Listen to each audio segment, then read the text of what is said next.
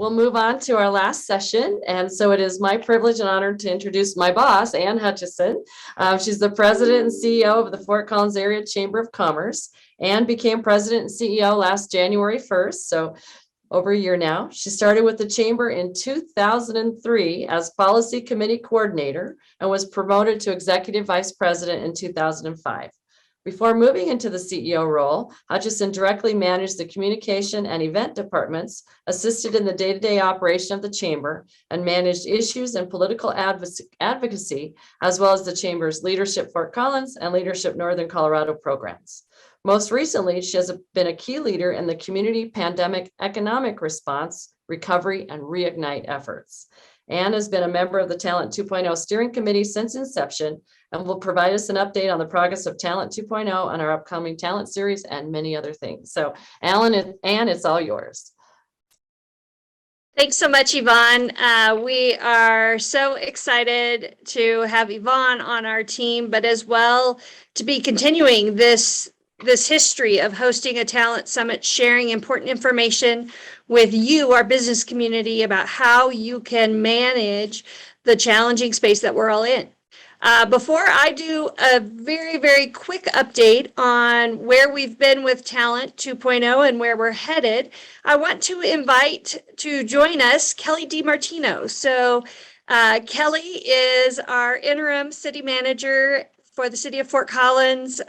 She's been here in Fort Collins for I won't say how long, because it doesn't matter how long you've been here. She's been a key contributor, a key partner, and is just doing some amazing things at City Hall. And we know that the city of Fort Collins is one of our single largest employers here in Fort Collins. As we look at that list of major employers, they're right there at the top. So there's no doubt that they have experiences in size and scope that many of us don't have, but I do think they have insights that can be very powerful and helpful to business. So welcome, Kelly. We're thrilled to have you here. Actually, I'll start off with having you just share a few comments and observations of the city organization and your role with the city organization, and then we've got a handful of other questions. All right, thank you, Ann. Well, good morning, everyone. I really appreciate the opportunity to just come and say hello and spend a few minutes talking with you about some of our efforts here in the city of Fort Collins. So again, I am right now serving as our interim city manager, but as Ann indicated, have been with the organization for a while, and during that time have been able to work with really every department at some level in our city organization and our wide variety of services. We have over 2,000 employees here in the city of Fort Collins, and so a wide, diverse array of services, and I'm just looking forward to spending a little time today talking about that. Thanks, Kelly. Culture is a key issue for many organizations, whether you're small like us with 10 employees or ginormous like you with 2,000. Talk a little bit about how you maintain culture across an organization of your size, and especially with such a diverse workforce. You have people that are cleaning bathrooms at parks all the way up to folks like Teresa that are running your HR department for this sizable organization. Talk about culture a little bit. Yeah, thanks. That's a great question, Ann. So we are very intentional about our culture in the city of Fort Collins. One of the things that we do is twice a month, we have a new employee orientation. So all of our new hires start twice a month, and I spend an hour with them just orienting them to what is the culture in the organization. And we talk about, with all these faces in the room, I have police officers and chemists and park technicians and IT people, right? Very diverse individuals. They all have unique roles to play, but we're all focused on a common purpose and align around a common mission to service. So our organizational mission is exceptional service for an exceptional community. And that really is what binds us together. We talk about that exceptional service. Outstanding service is one of our values. So again, from the first day that people enter the organization to the weekly messages that I'm providing, I'm highlighting those examples of service and letting people know how they connect to the community.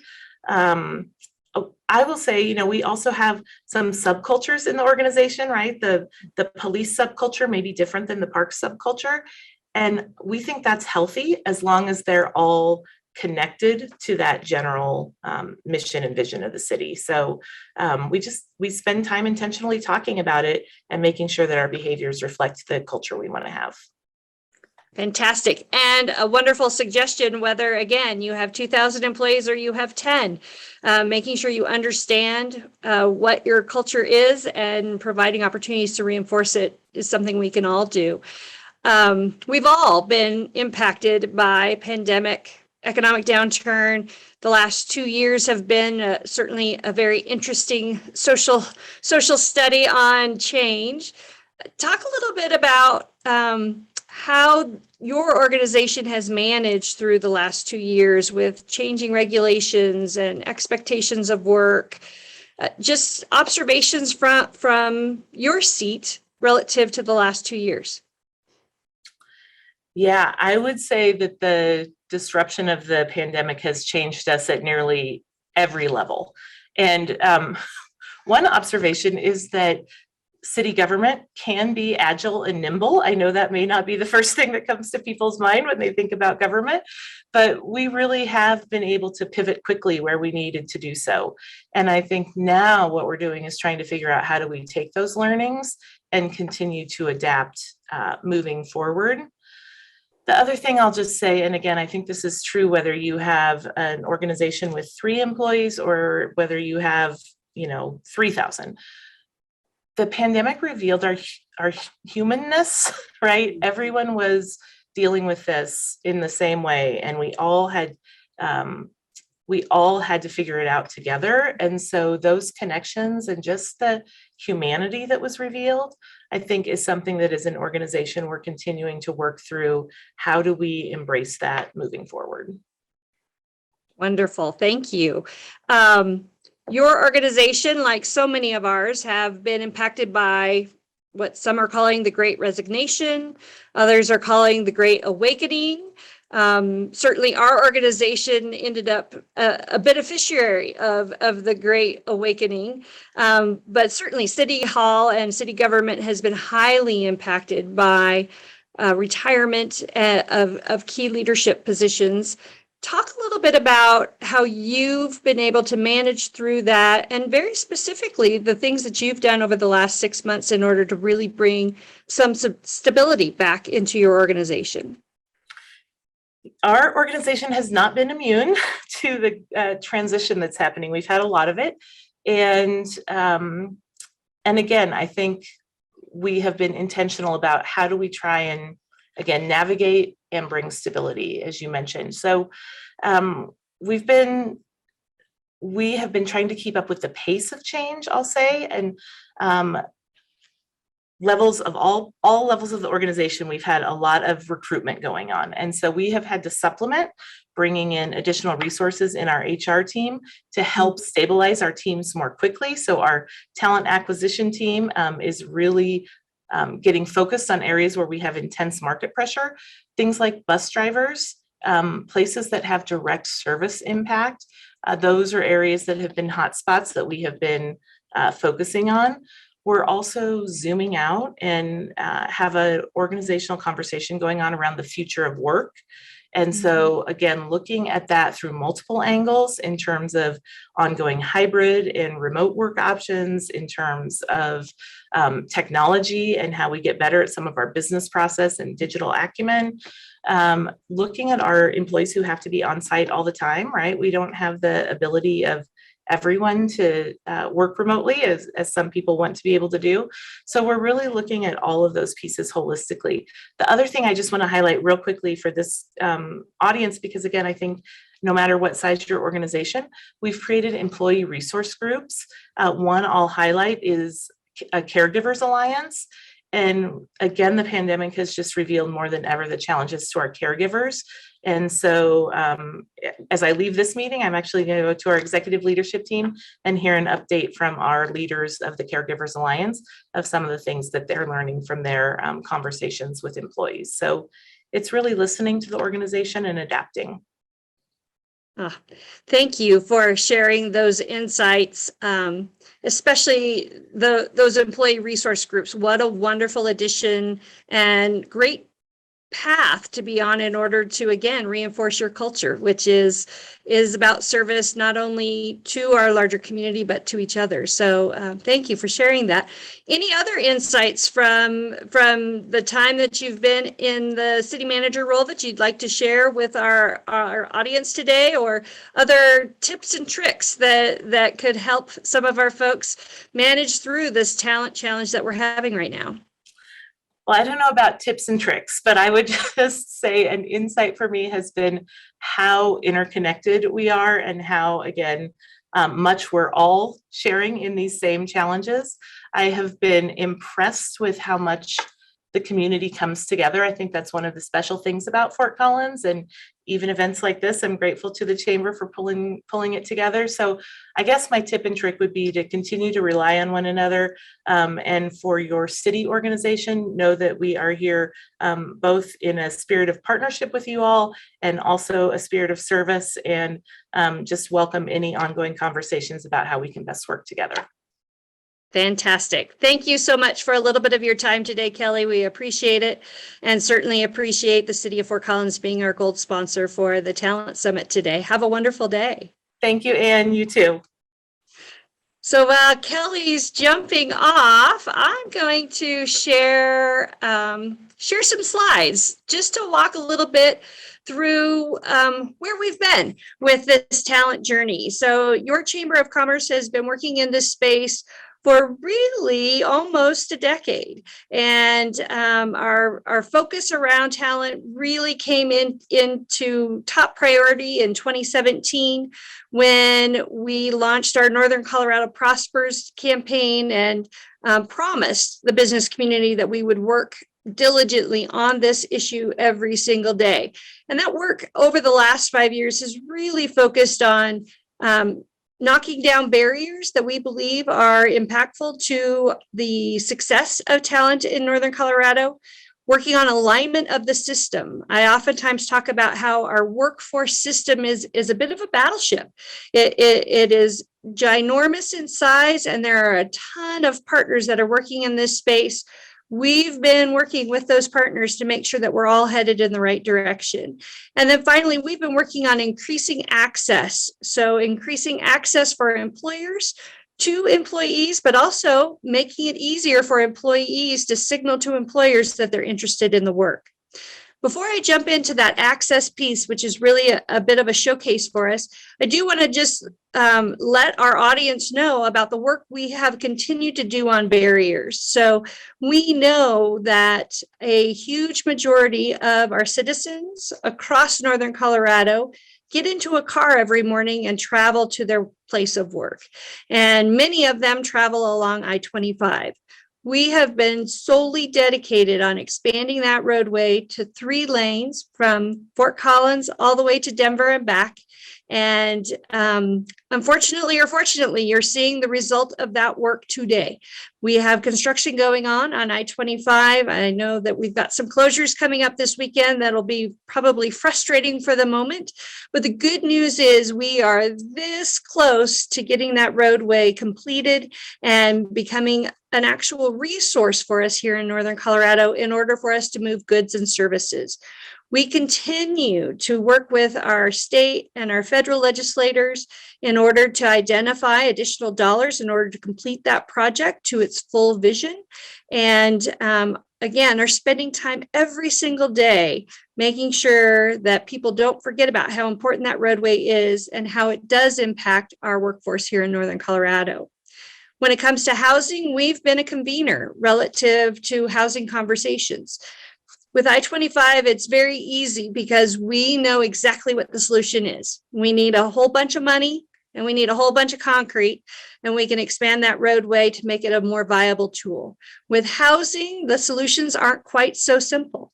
And unfortunately, oftentimes one solution will trigger another unintended consequence.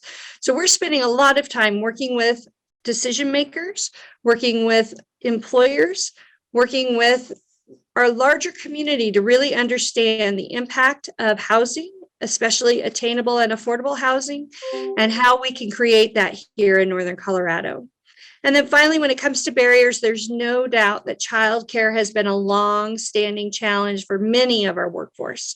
Oftentimes, someone wants to join the workforce but simply can't because of a lack of access to childcare, or they have access to childcare but can't afford it. We continue to work with important partners across Northern Colorado, including the United Way, to really understand the challenges and also to break down those barriers. It's incredibly exciting. United Way actually just launched yesterday a funding tool in order to help families navigate their way through this childcare crisis. So pay attention to your chamber newsletter, but as well to the United Way to learn more about how, if you're in a very positive financial position, you can support this work, or if you're needing a hand up, that they can help and support you. So keep an eye out on that. But let's talk a little bit more about access, some things that are happening here in Northern Colorado that we really do want to make sure that you're aware of. The first is our talent portal. We launched this in 2018. It's a centralized hub to showcase jobs that are available here in Northern Colorado. We've had thousands and thousands of jobs posted on this site. And as an employer, you haven't had to post a single job here because we've developed the site to be able to go out, to find your jobs, to pull them over to the site and put them on display for the world to see. Additionally, this site ends up being a tremendous community showcase. As people are considering moving to the area, they can learn about not only the community of Fort Collins, but they can learn about Evans, they can learn about Alt, they can learn about Greeley, and really begin to see how this is a regional workforce and a region where people can have success.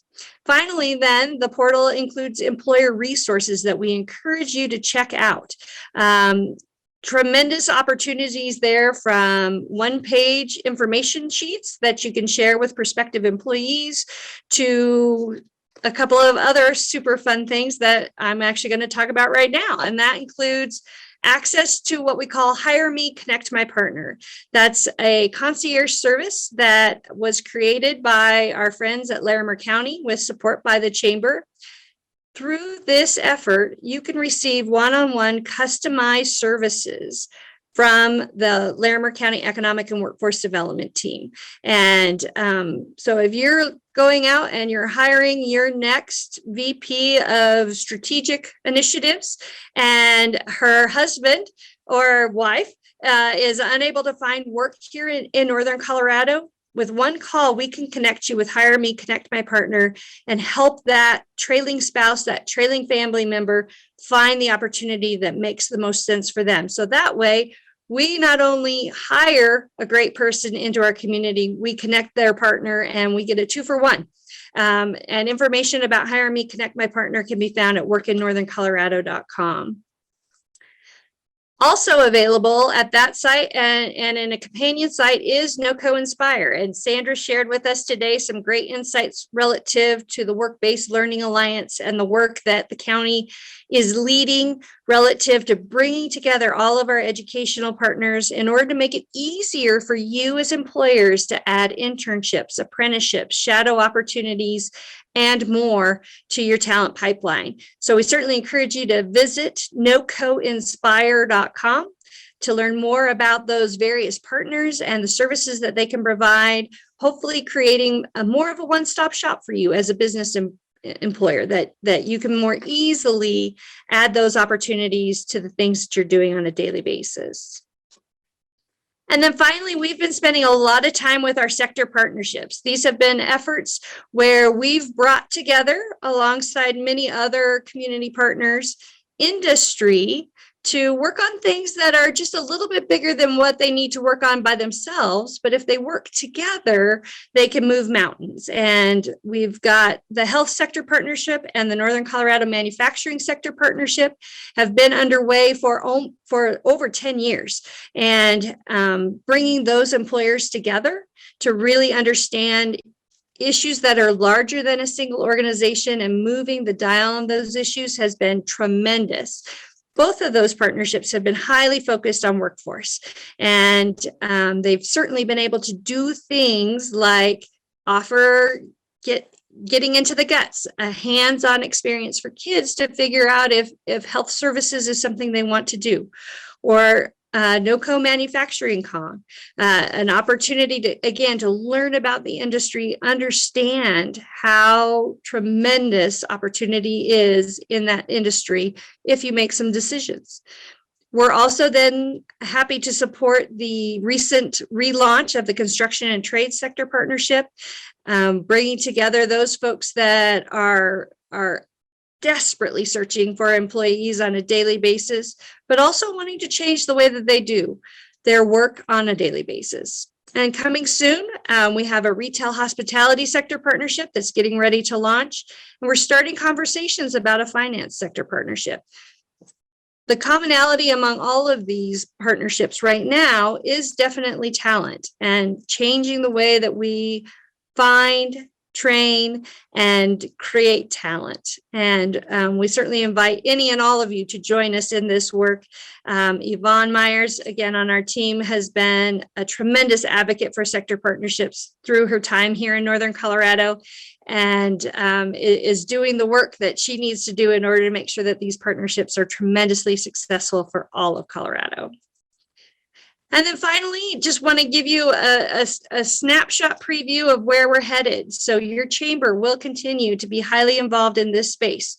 We've hired Yvonne very specifically to work on talent on an everyday basis, helping you as employers to find the workforce that you need and to be successful in keeping that workforce. So we're going to continue to attract funding. There have been a number of opportunities for us here in Northern Colorado to secure state and federal dollars in order to do this work.